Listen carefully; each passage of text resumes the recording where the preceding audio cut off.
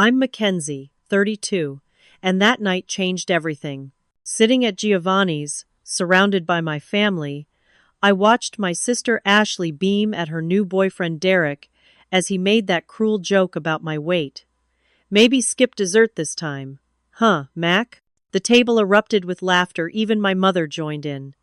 Ashley, my own sister, giggled along while squeezing his arm adoringly. They had no idea what they started that night, or how I would make them regret every laugh, every smirk, and every betrayal. Before I dive into my story, I'd love to know where you're watching from. Drop your location in the comments, hit that like button, and subscribe if you want more real-life family drama stories. Trust me, you'll want to stick around to see how I turned the tables on everyone who thought they could laugh at my expense. Growing up with Ashley was like living in perpetual shadow.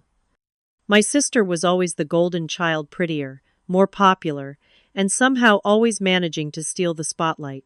At 29, she remained our parents' pride and joy, while I was the disappointment they barely tried to hide. Rachel and Robert Sullivan, mom and dad, had different standards for their daughters. For Ashley, straight B's were celebrated. For me, straight A's were expected. When Ashley made the cheerleading squad, they threw a party. When I became valedictorian, they said, "That's nice, dear." The pattern was established early. Ashley was special. I was adequate. My weight struggles began when I was around 9. While Ashley inherited mom's slim build, I took after dad's side with a sturdier frame. What started as baby fat became the focus of family concern. Mom would monitor my portions while heaping seconds onto Ashley's plate because she's so active, she needs the calories. School was no sanctuary. The bullies noticed what my parents reinforced. "I wasn't the pretty Sullivan girl. Why can't you be more like your sister?" Became the soundtrack of my adolescence, played on repeat by teachers, relatives, and eventually, my ex-husband Garrett. Garrett was supposed to be different. We met at college, the first person who seemed to value my intelligence over my appearance. For 8 years, I believed I'd escaped the comparison game. Until I found those text messages to his 4-year-old coworker. She understands me in ways my wife never could. The divorce was finalized 3 months ago, leaving me jobless. We worked at the same firm, and temporarily homeless. Moving back to my hometown of Cedar Springs, Pennsylvania, was admitting defeat. Sleeping in my childhood bedroom at 32 was rock bottom. Mom had kept it exactly the same, academic trophies gathering dust, while Ashley's room had been updated into a chic guest suite. The message was clear. Ashley had grown up and moved on. I had regressed. Despite my accounting degree and CPA certification, jobs were scarce in our small town. Each rejection email pushed me deeper into depression, while my parents' patience visibly thinned. "Your sister was never this picky about jobs," Dad would comment over morning coffee.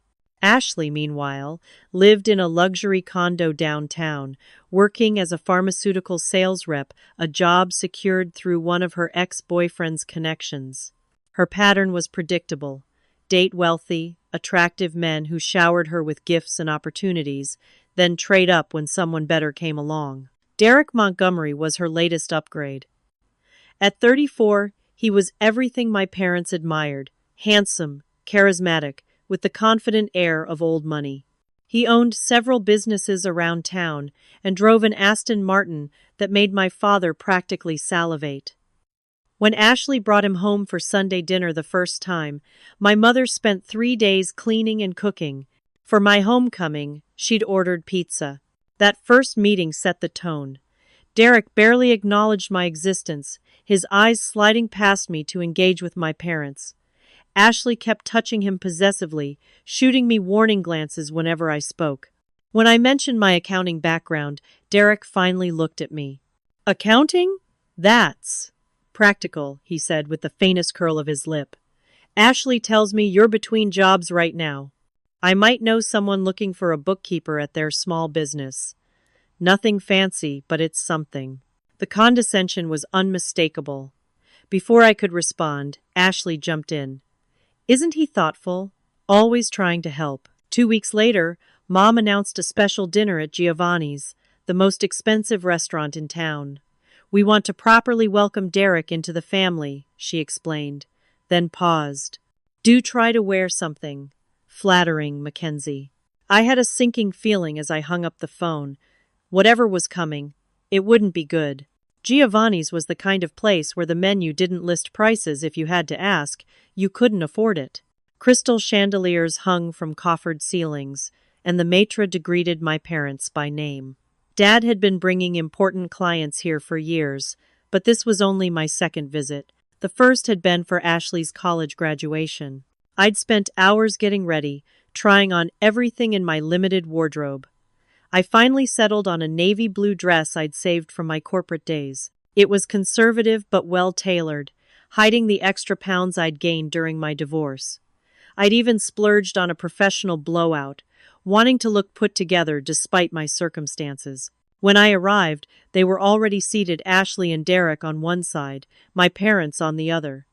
A single chair waited for me, directly across from Derek. Ashley wore a red designer dress I recognized from a magazine, her blonde hair falling in perfect waves. Derek had his arm around her, wearing a suit that probably cost more than my monthly rent would be if I could afford rent. Mackenzie, you're late, Mom said instead of a greeting. Traffic, I lied, not wanting to admit I'd changed outfits 7 times. Derek looked me over assessingly.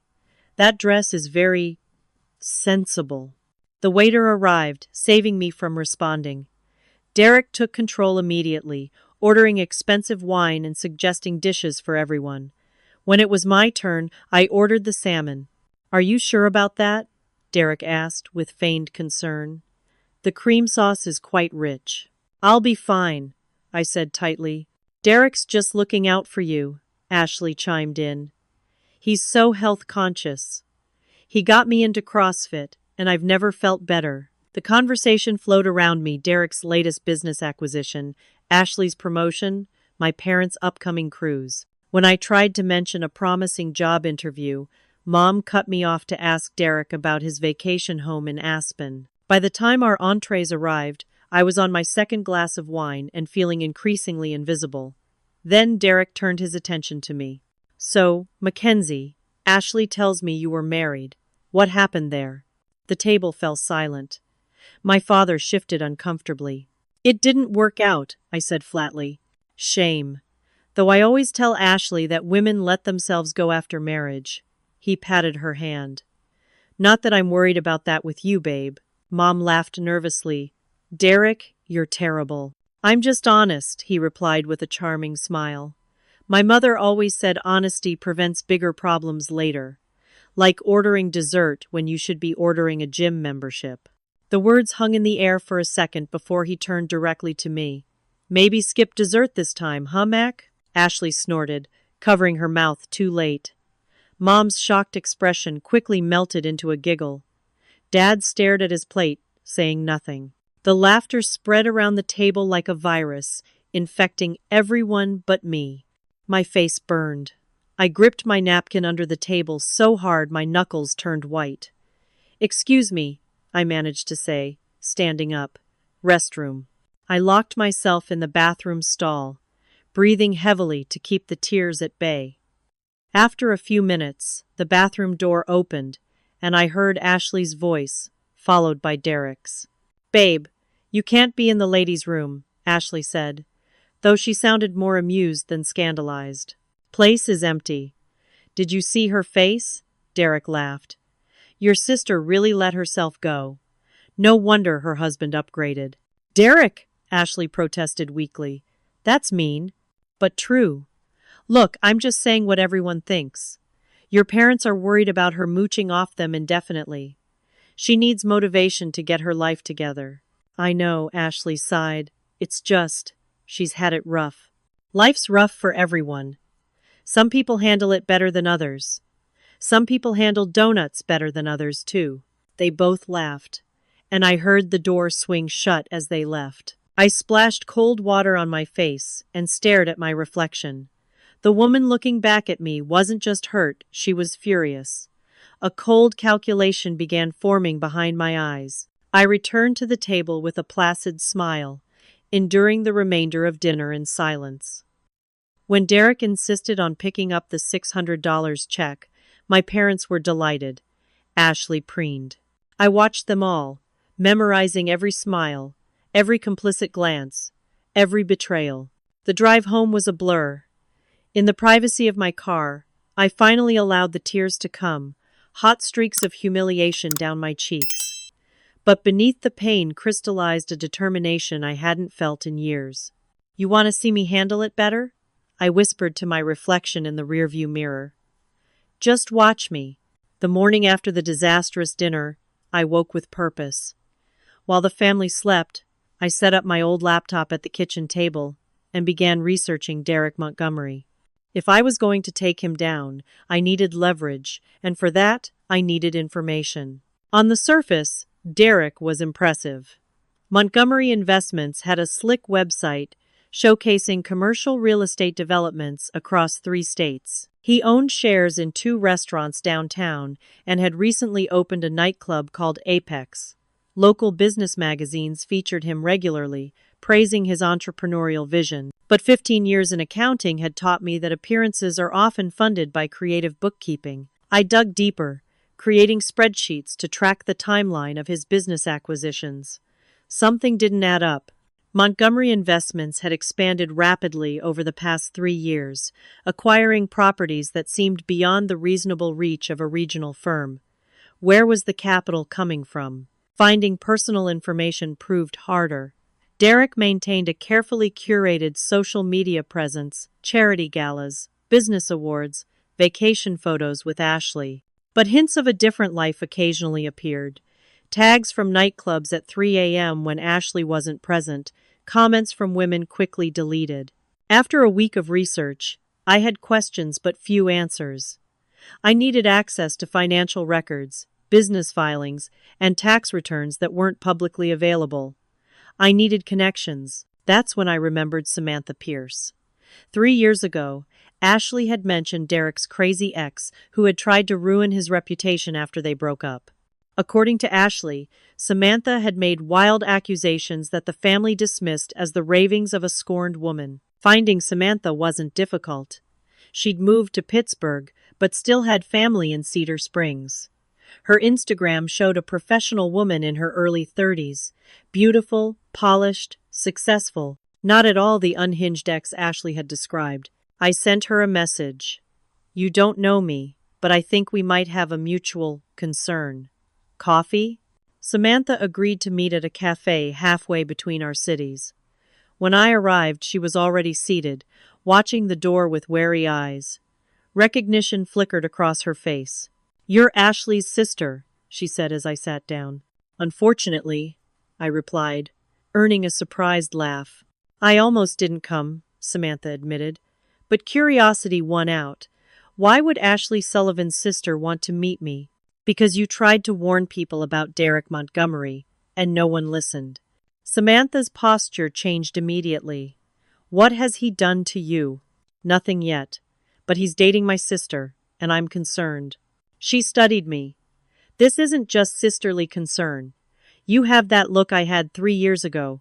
I told her about the dinner, about the mockery and my family's laughter, about Derek's cruelty disguised as honesty. "That's his favorite cover," she nodded.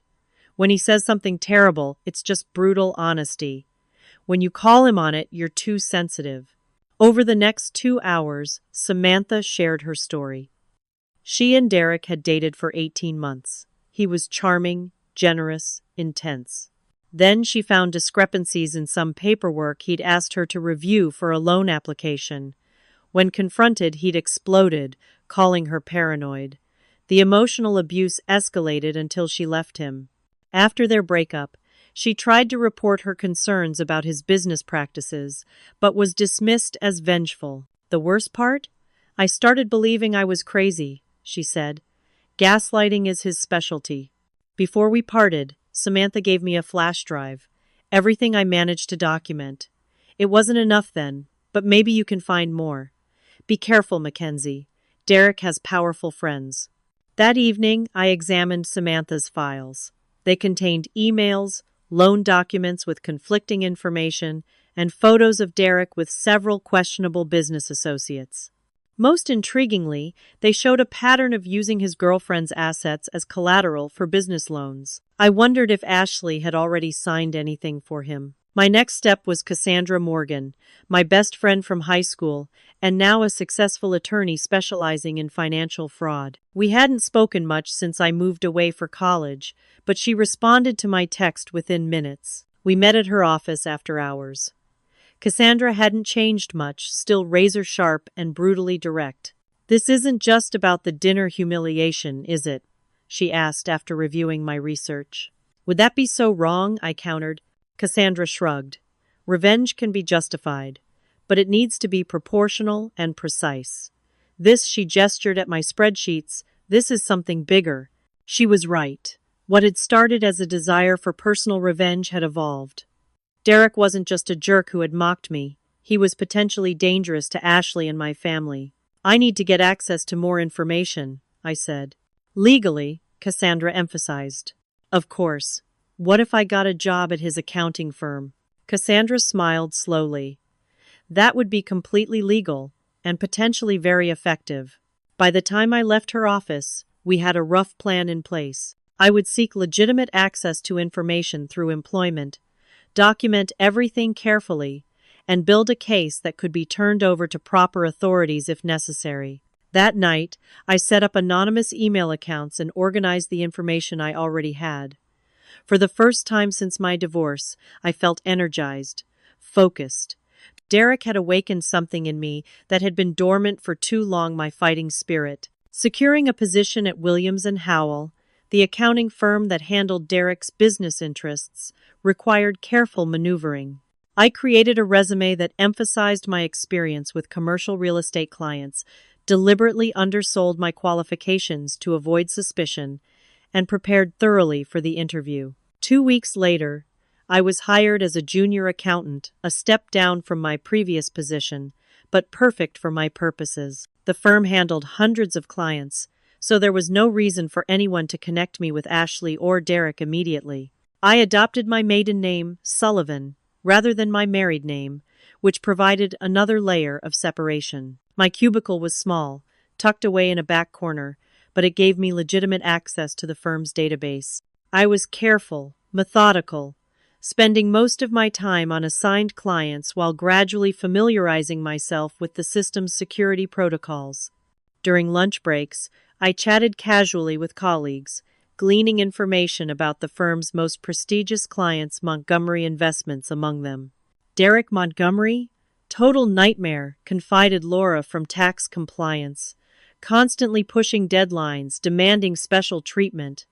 But the partners kiss his ass because his accounts are massive." A month into my employment, I had my first stroke of luck. Montgomery Investments was facing an audit, and the team was shorthanded. I volunteered to help with preliminary document organization, establishing myself as a diligent worker willing to take on extra responsibilities. My second stroke of luck came in the form of Natalie Pearson, Derek's personal assistant. She came to the office to deliver some documents, looking stressed and exhausted. I recognized the signs, the careful makeup covering dark circles, the slightly jumpy demeanor of someone constantly walking on eggshells. "Rough day?" I asked, offering her coffee when I found her in the break room. "You have no idea," she sighed. "Mr. Montgomery has been impossible this week. I've heard he can be demanding," I ventured. Natalie gave a humorless laugh. "That's one word for it. Yesterday he threw a stapler at the wall because his lunch order was wrong. Not even at me, just near enough to make me jump." We exchanged numbers under the guise of coordinating document transfers. Over the next few weeks, our professional relationship evolved into something resembling friendship. Natalie never suspected my connection to Ashley. Why would she? In her mind, I was just Mackenzie Sullivan, a sympathetic ear who understood difficult bosses. Through Natalie, I gained invaluable insights into Derek's business operations and personal conduct. She described board meetings where Derek intimidated dissenters, detailed his habit of keeping 2 sets of presentation materials for investors, and mentioned offshore accounts that seemed irregular. "I shouldn't be talking about this," she'd often say. "Then continue anyway." "It's just us," I'd reassure her. "Sometimes you need to vent." Meanwhile, I was building my case file, documenting everything meticulously. When I discovered Derek had claimed the same property as collateral for 3 different loans, I created copies of all relevant documents. When I found evidence of inflated valuations, I noted the discrepancies. When tax filings showed inconsistencies, I added them to my growing dossier. The most shocking discovery came while reviewing partnership agreements. Derek had recently formed a new LLC with my sister listed as a managing partner, but the terms were heavily skewed in his favor. Ashley had essentially taken on significant liability while Derek maintained control of assets. Had she even read the document before signing? Did she understand what it meant? My parallel track involved creating opportunities to interact with Derek directly.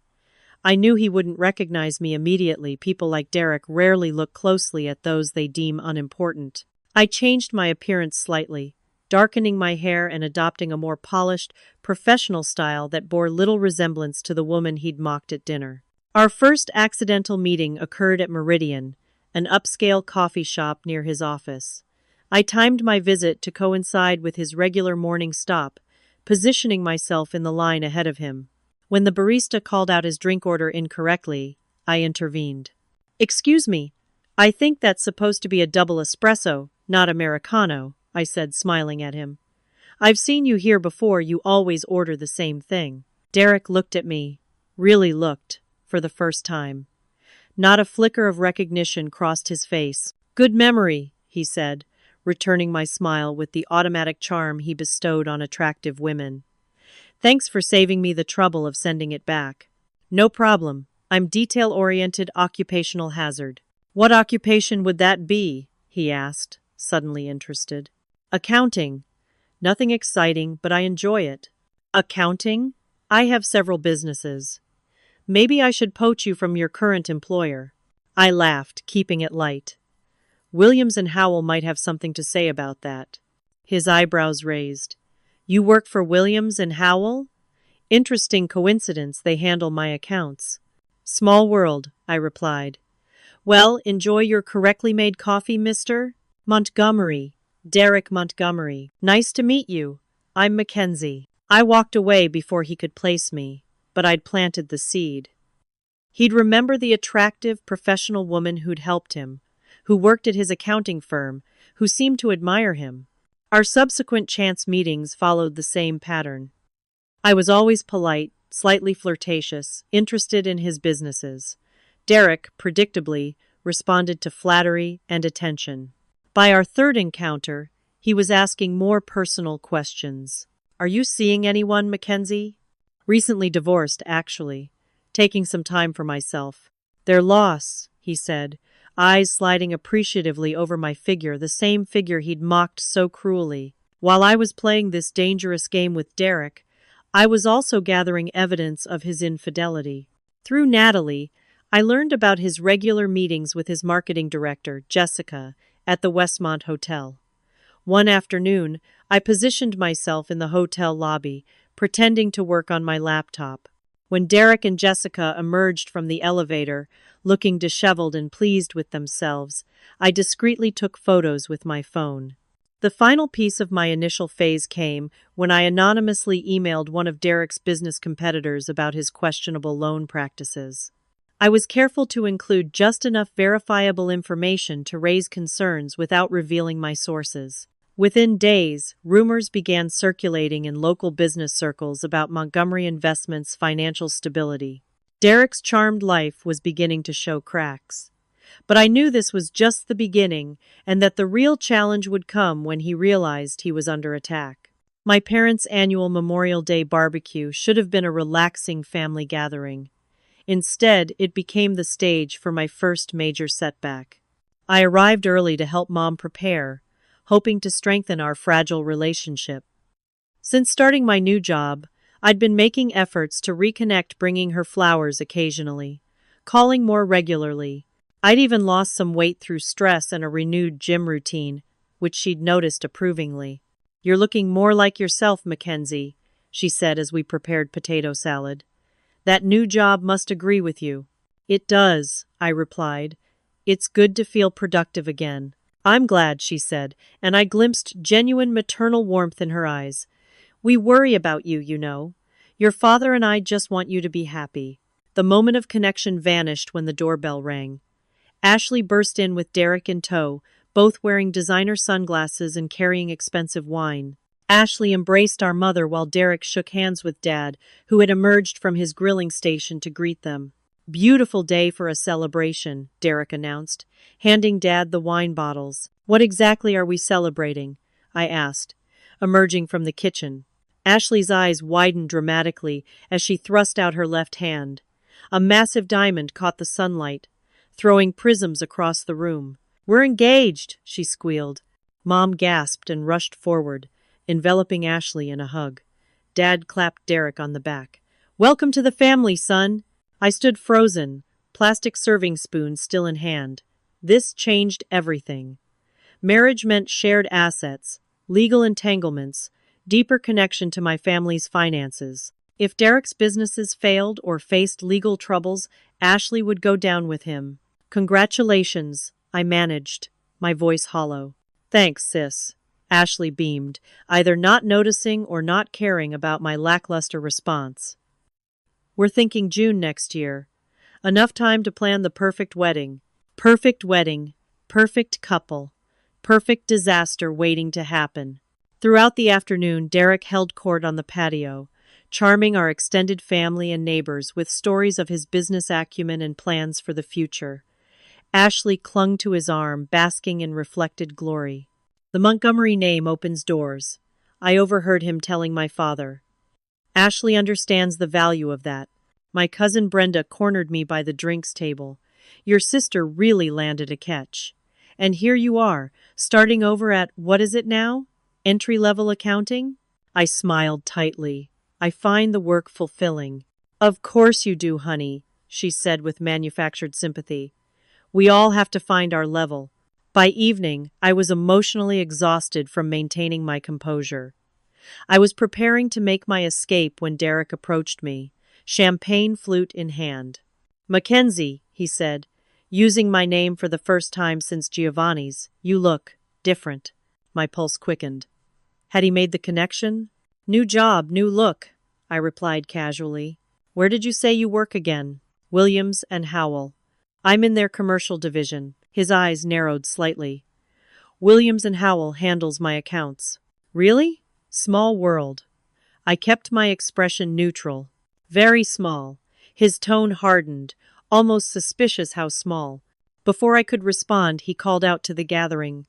Everyone, I'd like to make a toast. Guests clustered around as Derek raised his glass. To family old and new, and to transparency. Because family should always be honest with each other, shouldn't they, Mackenzie? All eyes turned to me. I felt a trickle of sweat down my back. Absolutely, I agreed, raising my own glass. Honesty, Derek continued, like acknowledging when someone takes a job specifically to access information about their sister's fiancé. That kind of honesty. The patio fell silent. Ashley stepped forward, confusion on her face. Derek? What are you talking about? Ask your sister why she's suddenly working for my accounting firm. Ask her why she never mentioned it. Ask her why she's been seen with Samantha Pierce, my psycho ex-girlfriend who tried to sabotage my business. My carefully constructed facade crumbled. I hadn't been careful enough. I'd underestimated him. Is this true, Mackenzie? Mom asked, horror in her voice. It's not what it looks like, I started, but Derek cut me off. It's exactly what it looks like. She's jealous of Ashley's happiness, just like she's always been. When mocking her at dinner didn't work, I tried to help her, offered to connect her with potential employers. Instead, she went behind everyone's backs to spy on me. That's not. I tried again. You went to see Samantha? Ashley's voice was shrill. How could you? I was concerned about you, I said desperately. There are things you don't know about Derek. The only thing I know, Ashley spat, is that you're pathetic. You can't stand that I'm happy, can you? You've always been jealous of me. Ashley, listen. No, you listen. Her face contorted with rage. Stay away from me and Derek. Stay away from our wedding. Stay away from this family. Dad finally intervened.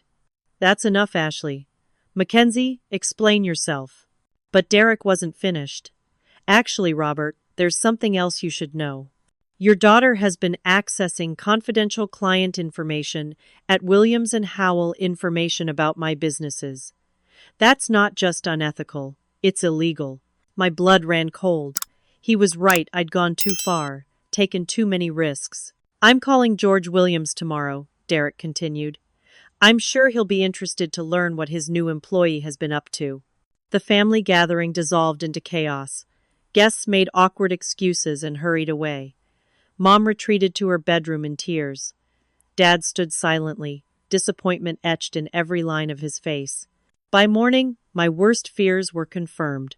George Williams personally called to terminate my employment, citing breach of professional ethics. Derek had wasted no time. I moved out of my parents' house that day, unable to bear their recriminations. Mom's parting words cut deepest. Why can't you just be happy for your sister? Why do you always have to ruin things?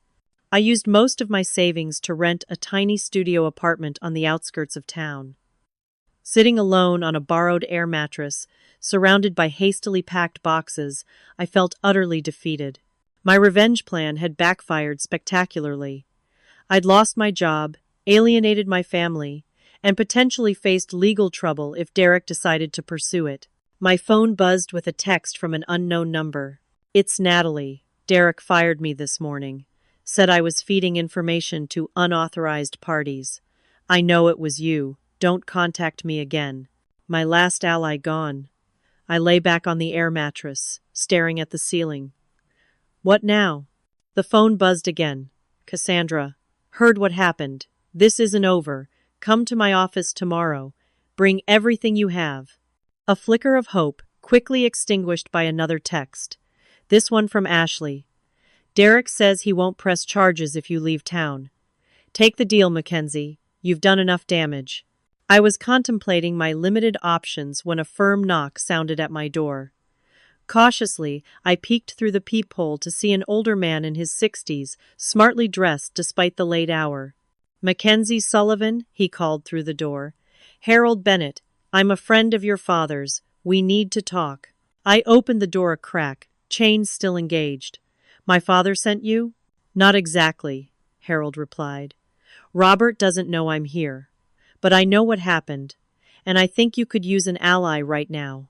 Against my better judgment, I let him in. Harold explained that he was a retired detective who had worked with my father years ago. More importantly, he had been investigating Derek Montgomery for months.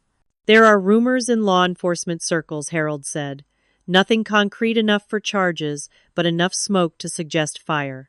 Money laundering probably, possibly connections to organized crime. Why are you telling me this? Because you got closer than anyone has before, he said simply. And because Robert Sullivan saved my life once, I owe him. Helping his daughter seems like a good way to repay that debt.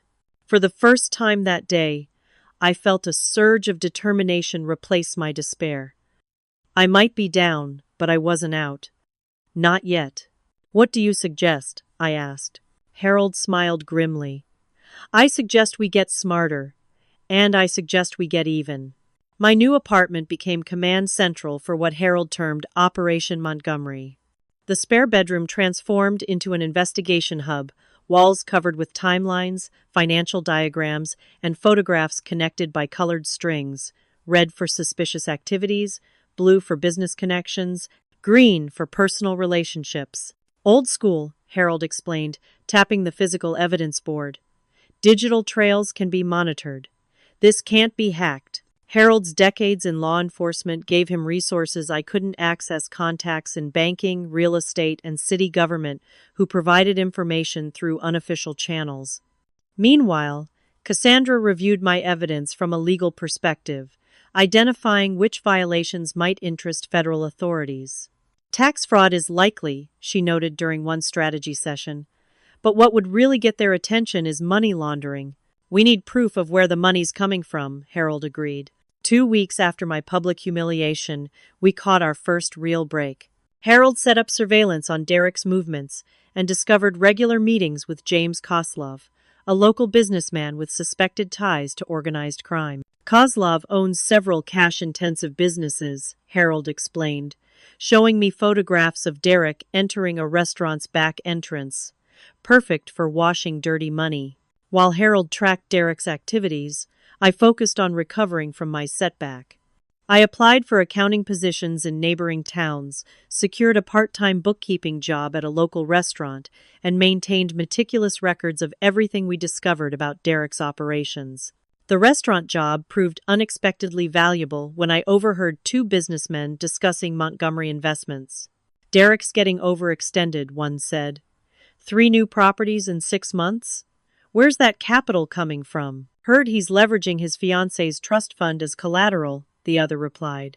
"Old Sullivan money. Smart move if he can pull it off." My blood ran cold. Ashley had a trust fund established by our grandparents, not enormous by wealthy standards, but substantial. If Derek accessed that money and his businesses failed, she'd lose everything. That evening, I received an unexpected call from Natalie. After her initial anger, she'd begun to see patterns in Derek's behavior that troubled her.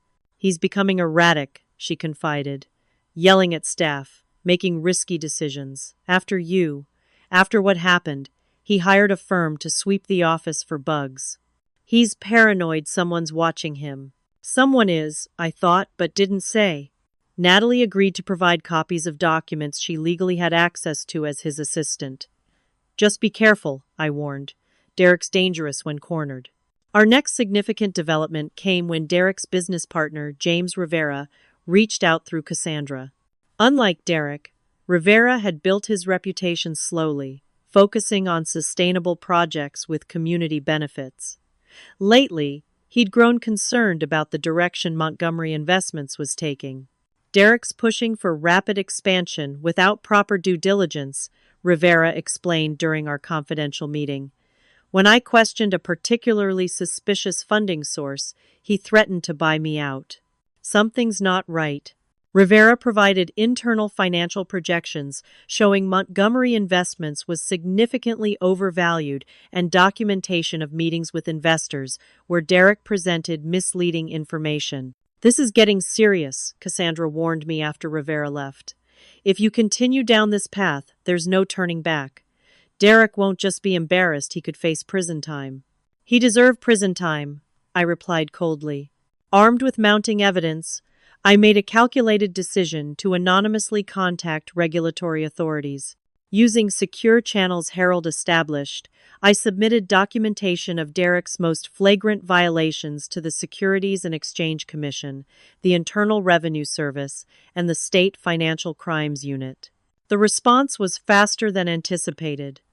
Within days, rumors circulated about a pending investigation into Montgomery Investments. Derek's competitors sensed weakness and began circling. Business partners grew wary. Investors called emergency meetings. Meanwhile, Ashley remained oblivious, consumed by wedding preparations. My parents had taken out a second mortgage to fund what Mom called the social event of the season. Derek encouraged their extravagance while publicly playing the role of generous future son-in-law. My next view of Derek came unexpectedly. I was having coffee with Cassandra when Ashley called her, hysterical. "It's Ashley," Cassandra mouthed, putting the phone on speaker since Ashley didn't know we were together. "Cass, I don't know what to do," Ashley sobbed. "Derek he just." "Breathe, Ashley. What happened?" He threw a lamp at the wall, right next to my head. Her voice trembled. He was screaming about business problems, saying people were conspiring against him. When I suggested postponing some wedding decisions until things settled down, he just exploded. My heart raced. Despite everything, Ashley was still my sister. "Did he hurt you?" Cassandra asked calmly. "No," he missed. "Said it was an accident." Ashley sniffled. "It's just stress." He apologized right away. "Ashley, listen to me. That's how it starts. First time is an accident, next time." "No! Derek would never actually hit me. You don't understand the pressure he's under." Ashley's defensiveness kicked in. I shouldn't have called. Forget I said anything. The line went dead. Cassandra and I exchanged worried looks. She's not ready to hear it, Cassandra sighed. But now we know he's cracking, I replied. That evening, my phone lit up with Ashley's number. Hesitantly, I answered. Mackenzie? Her voice was small, vulnerable, in a way I hadn't heard since we were children. I'm here, Ash. I know we're not speaking, but can we meet? Just us? I need my sister. We arranged to meet at a quiet coffee shop outside town. Ashley arrived, looking exhausted, designer sunglasses hiding her eyes even indoors. Thanks for coming, she said, sliding into the booth across from me. I didn't know who else to call. What's going on, Ashley? Everything's falling apart. She removed her sunglasses, revealing reddened eyes. Derek's businesses are having problems. The wedding venue called his deposit check bounced. Dad's going crazy about the money they've already spent. Ashley, there's something you need to know about Derek. If you're going to say, I told you so, don't bother. Her walls went back up. I didn't come for that. Then why did you come? Because, she faltered. Because you're the strong one. You always have been. Even when we were kids, you knew how to fix things. The admission stunned me. All my life, I'd believed Ashley saw me as inadequate, lesser. Derek's not who you think he is, I said gently. What do you mean? I weighed my options carefully. Revealing too much could send her running back to Derek. Saying too little might leave her vulnerable. His businesses are built on fraud, Ashley. When they collapse, and they will collapse, anyone financially connected to him goes down too. Including you. Including Mom and Dad if they've invested in the wedding. You're just trying to ruin this for me, she snapped, but with less conviction than before. Like you've always been jealous of me. Ashley, look at me. Have I ever lied to you? You went behind my back. Because I was worried. And I was right to be worried. I reached for her hand, but she pulled away. Derek has a history of using his girlfriends, their money, their connections, their trust. Ask yourself why he pushed for joint accounts so quickly. Why he wanted your name on those business documents. Doubt flickered across her face. He said it was to build our future together. Did you read what you were signing? Of course she trailed off. Most of it. The important parts. Ashley, please. Just promise me you won't sign anything else until a lawyer, not Derek's lawyer, reviews it. She stood abruptly. I have to go. Derek's expecting me. Wait. No. I'm done listening to you try to poison my relationship. Derek loves me. He's going to fix his business problems, and we're going to be happy. She stormed out, leaving me with cold coffee and colder fear. I tried to warn her, but Derek's influence was too strong. I needed to accelerate our timeline. That night, Harold called with disturbing news. Derek's meeting with people we don't like, he said grimly. Serious criminal elements. I think he's desperate for cash. How desperate? Desperate enough to be dangerous.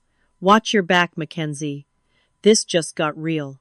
2 days later, Natalie was fired. Derek discovered her copying documents and terminated her immediately, threatening legal action if she disclosed anything about his business. Instead of cowering, Natalie came directly to me with everything she'd gathered. I should have listened to you sooner, she said, handing over a USB drive.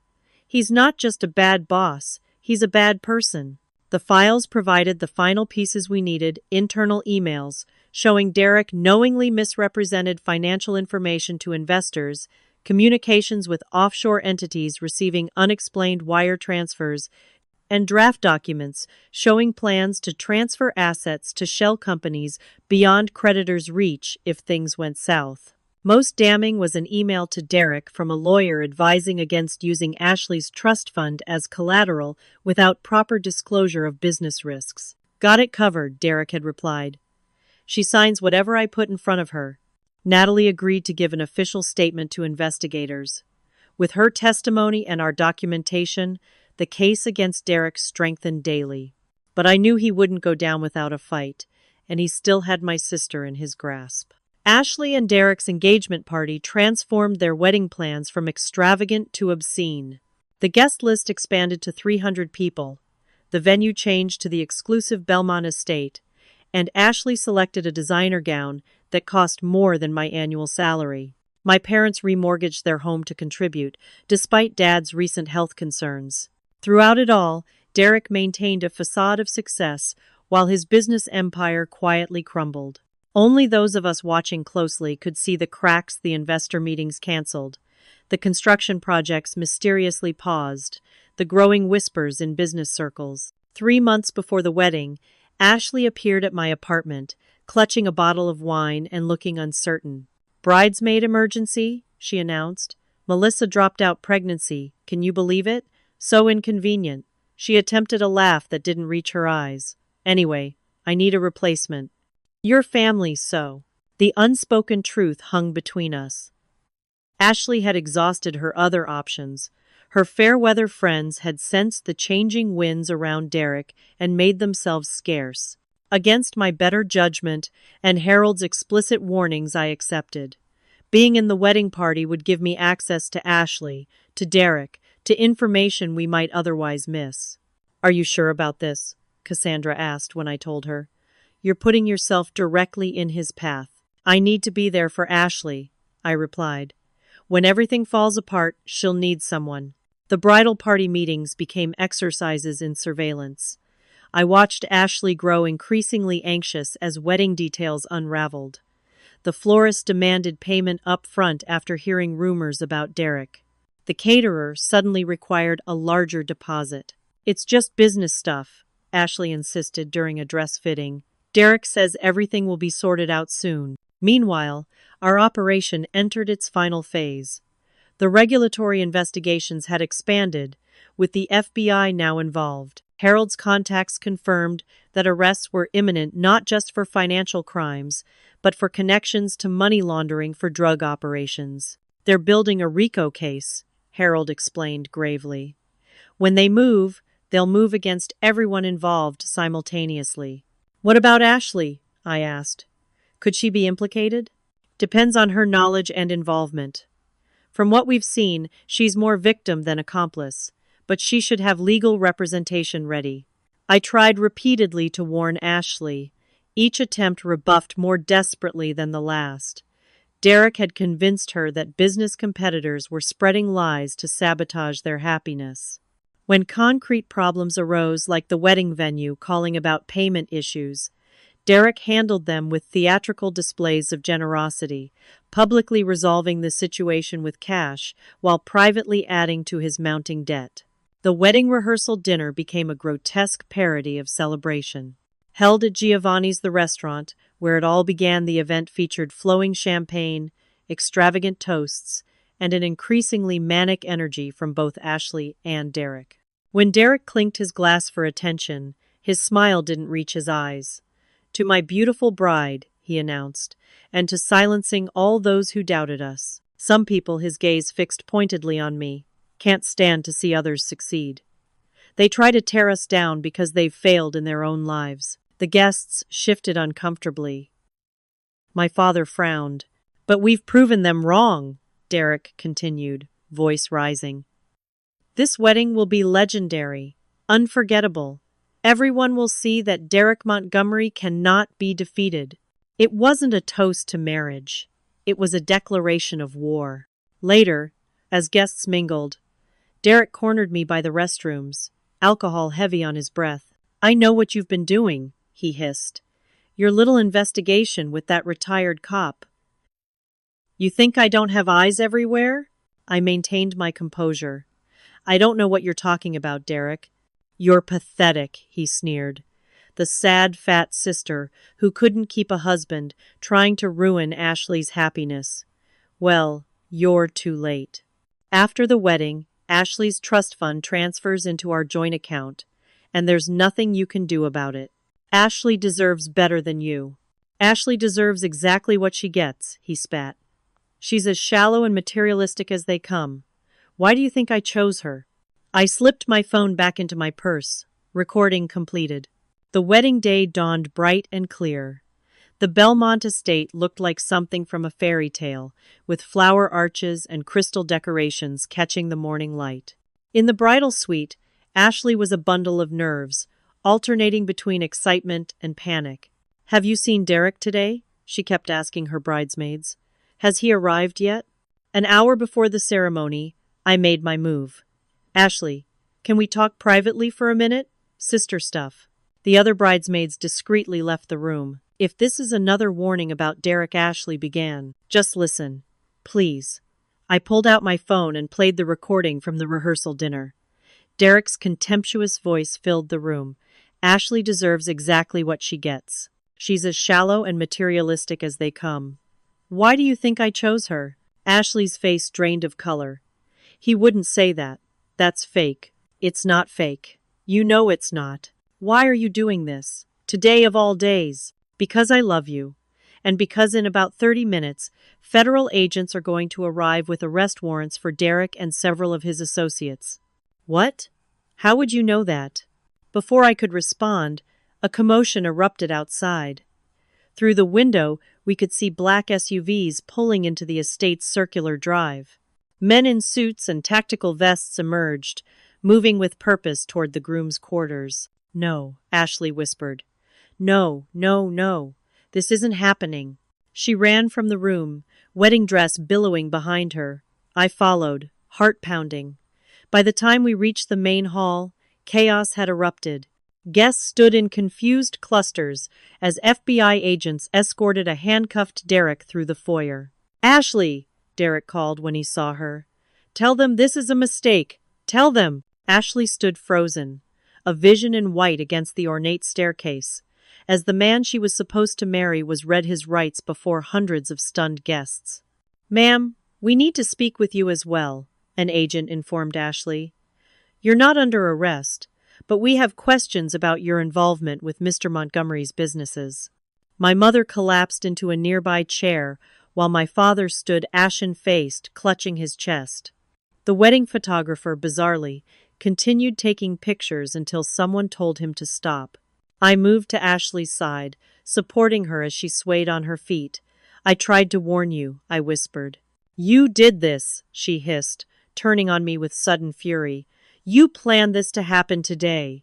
You couldn't stand that I was getting married when your marriage failed." "Ashley, I didn't—" "Miss Sullivan," another agent interrupted, approaching Ashley. "We have evidence that you signed as witness to several fraudulent documents. We need to understand if you were aware of their nature."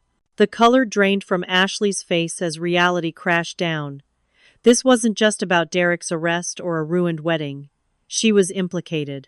What followed was a blur of activity. Guests were interviewed and released. The wedding vendors stood by helplessly, uncertain if they would ever be paid. My mother sobbed inconsolably, while my father made urgent calls to family attorneys. As the estate emptied, I found myself alone in the bridal suite, gathering Ashley's personal items.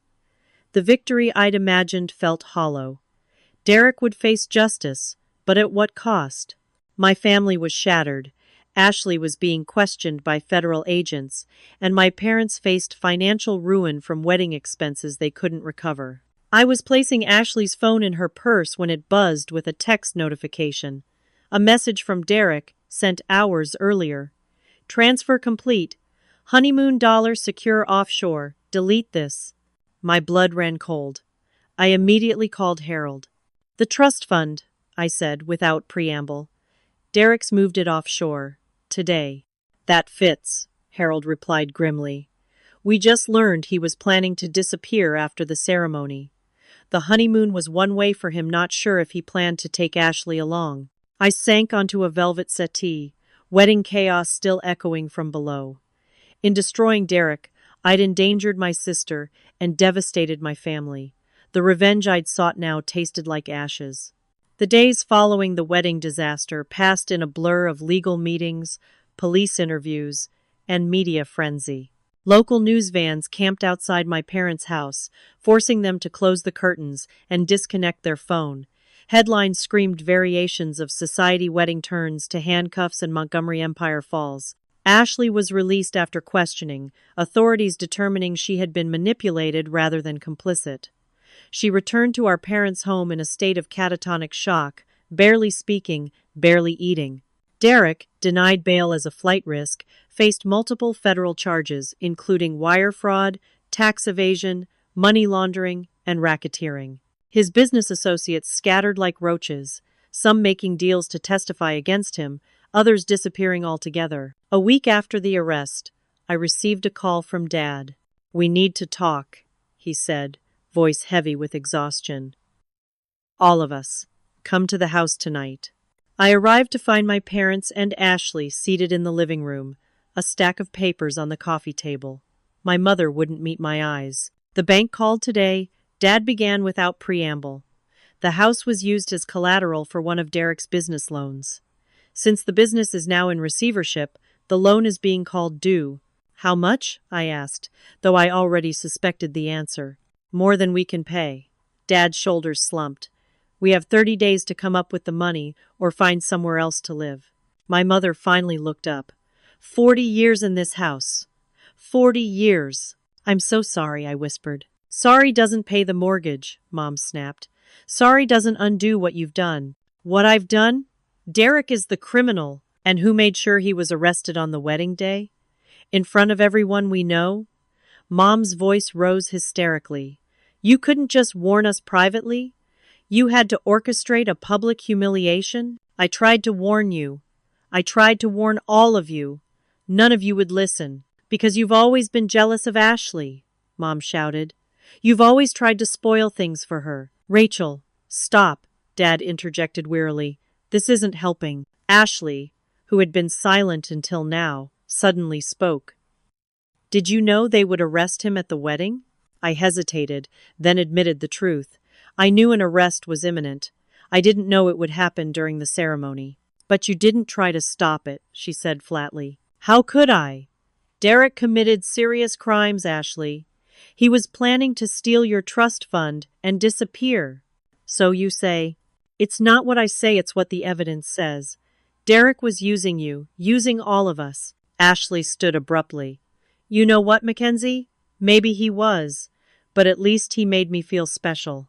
What have you ever done except criticize my choices and remind everyone how smart you are while I'm just the pretty one?" Her words struck like physical blows. "Is that really what you think?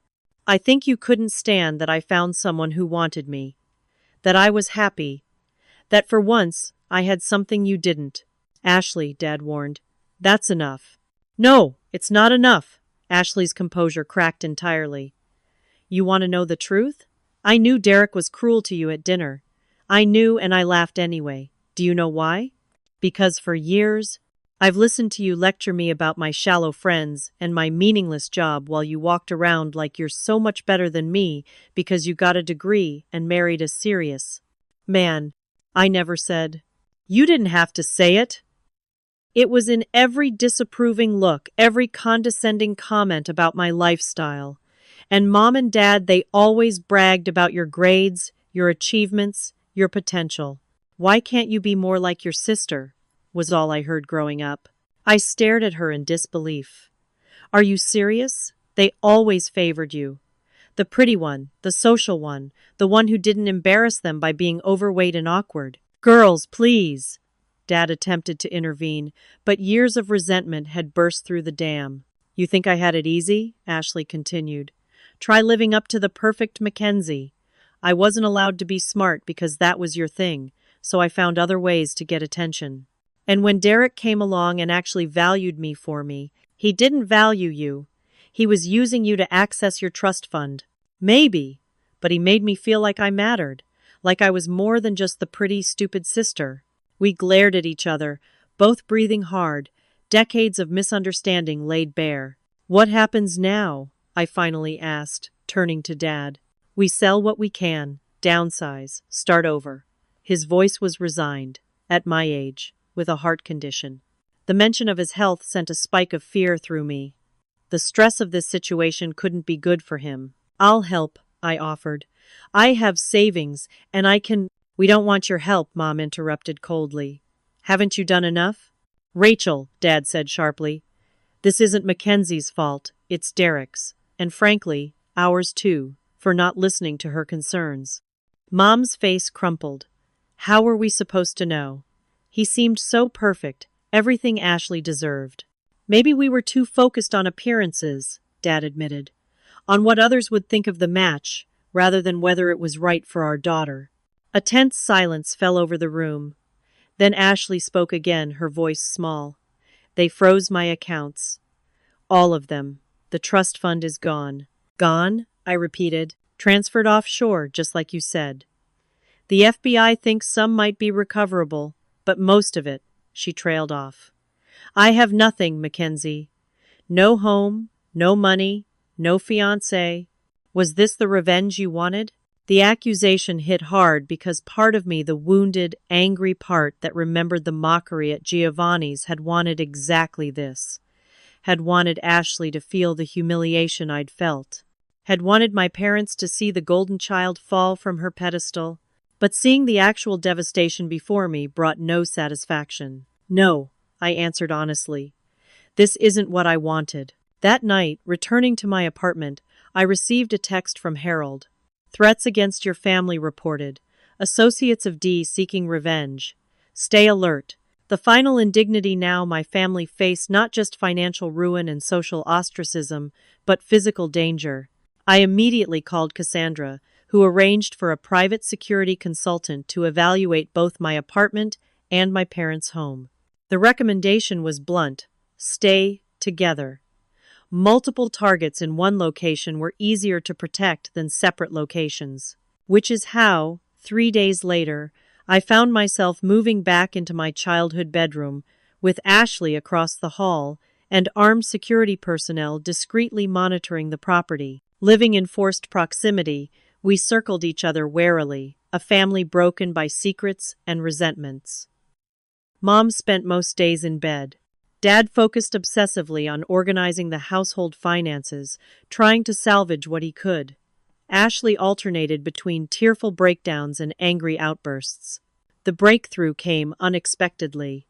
One evening, unable to sleep, I went downstairs for tea and found my mother at the kitchen table, surrounded by photo albums. "Mom?" I said hesitantly. "You okay?" She looked up, eyes red-rimmed. "I found these while sorting things for the move." I sat beside her, keeping a careful distance. The album showed Ashley and me as children building sandcastles at the beach, opening Christmas presents, blowing out birthday candles. "You girls were so close once," Mom said softly. "What happened to us, Mackenzie?" "I don't know," I admitted. "Somewhere along the way, we all started playing roles instead of seeing each other." She turned a page to a photo of me at my college graduation, beaming between my parents. Ashley stood slightly apart, her smile forced. "I think," Mom said slowly, "we may have made some mistakes. Your father and I." The admission, so long awaited, brought tears to my eyes. I was so focused on Ashley needing extra attention because she wasn't as academically inclined, she continued. "I thought you were the strong one, the independent one. I didn't realize you needed support too. And I didn't realize Ashley felt overshadowed by my achievements," I replied. "I always thought you preferred her." Mom reached for my hand, her touch tentative. "I loved you both. I just didn't know how to show it equally." It wasn't a complete reconciliation, but it was a start, a crack in the wall of resentment we had built between us. Over the following weeks, as we prepared to leave the family home, similar conversations emerged, painful, honest talks about the dynamics that had shaped us. Dad acknowledged how his pride in my intellectual achievements had made Ashley feel valued only for her appearance. Ashley admitted her resentment had led her to cruel actions she now regretted. "I should have defended you at that dinner," she told me one night as we sorted through her wedding gifts for returns. "I knew Derek was being horrible, and I went along with it because I was afraid of losing him." "I'm so sorry, Mackenzie, and I'm sorry I didn't find a better way to warn you about him," I replied. "I got so caught up in exposing him that I forgot the most important thing was protecting you." The family home sold quickly, at a fraction of its value in the desperate market. We moved to a modest rental house in a different neighborhood, away from prying eyes and gossip. Ashley and I shared a bathroom for the first time since childhood, negotiating shower schedules and counter space with surprising civility. Gradually, painfully, we began rebuilding. Not just our living situation, but our relationships. The foundation had been cracked, but not destroyed.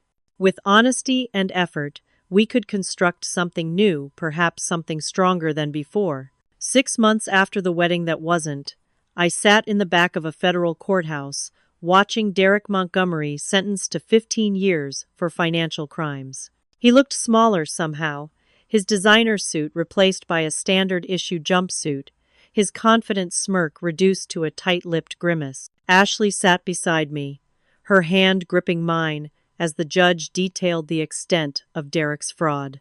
She had testified against him 2 weeks earlier, describing how he had manipulated her into signing documents she didn't understand and pressured her for access to her trust fund. The defendant, the judge concluded, used romantic relationships as a vehicle for financial exploitation, showing a callous disregard for the emotional and financial well-being of those who trusted him. Derek looked back once as he was led away. His eyes found Ashley, then moved to me. In that moment, I saw something I never expected recognition. He finally understood that the woman he had mocked at dinner had been his undoing.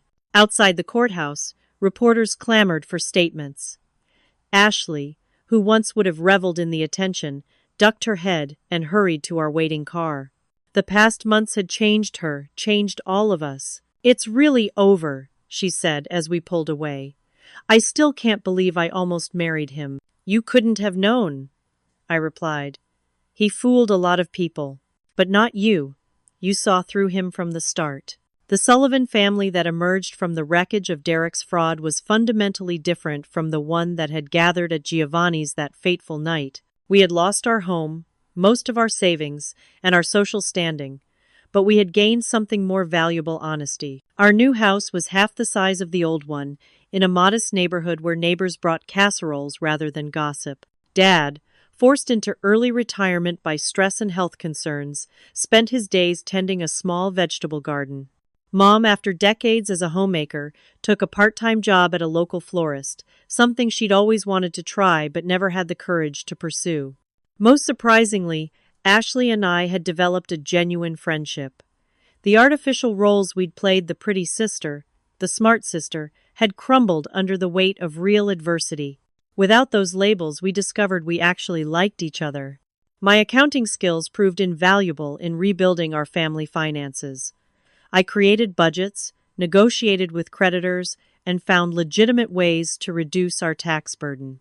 With Cassandra's legal help, we managed to recover a small portion of Ashley's trust fund from offshore accounts, not enough to restore our former lifestyle, but enough to provide security. Ashley, showing unexpected resilience, reinvented herself professionally. She leveraged her pharmaceutical sales experience into a position with a medical device company, where her social skills proved valuable, but her technical knowledge was equally respected. "I actually have to understand how the products work," she told me with pride after her first month. "It's challenging, but I like using my brain." We attended family therapy together, unpacking decades of misunderstandings and competitive dynamics. The conversations were often painful, especially for our parents, who had to confront the consequences of their parenting choices. "We thought we were doing what was best," Dad admitted during one particularly difficult session, "supporting each of you in your strengths. We didn't realize we were pushing you into boxes you couldn't escape. The hardest part," Mom added tearfully, "is knowing we may have contributed to the resentment between you. That was never what we wanted." Healing didn't happen overnight. There were setbacks, days when old patterns reasserted themselves, when blame resurfaced during moments of stress. But the foundation of honesty we'd established helped us navigate these challenges without retreating into defensiveness. 6 months after moving into the new house, we held our first dinner party, a simple gathering with Cassandra, Harold and his wife, Natalie, and a few new friends. The dining table was smaller, the dishes mismatched, the food home-cooked rather than catered. As I helped Mom serve dessert, I caught Ashley watching me with an odd expression. "What?" I asked. I was just thinking about how different this is from Giovanni's, she replied. Remember how tense we all were? How everyone was performing? I nodded. And now? She gestured around the table, where our guests were laughing at one of Dad's corny jokes. This feels real. These people actually care about us, not what we can do for them. After our guests departed, the family lingered in the kitchen, cleaning up together a new tradition we'd established. I have news, Ashley announced, setting down the dish towel. I've been approved for a small business loan. I'm going to open that wellness studio we talked about. Ashley, that's wonderful, Mom exclaimed. There's more, she continued, glancing at me. I want Mackenzie to be my partner. Handle the financial side while I manage clients and programs. I stared at her, stunned. Are you serious? Completely. You're the most financially savvy person I know, and I trust you. We'd make a great team. The offer symbolized how far we'd come from bitter rivals to potential business partners, from sisters in name to sisters in truth. Later that night, I sat on the back porch, contemplating the journey of the past year. I had sought revenge and found something more valuable: reconciliation. The pain of that dinner at Giovanni's had led, through a winding and difficult path, to genuine healing. My phone buzzed with a text from Cassandra. News alert. Derek's appealing his sentence. You okay? I considered the question carefully. Was I okay?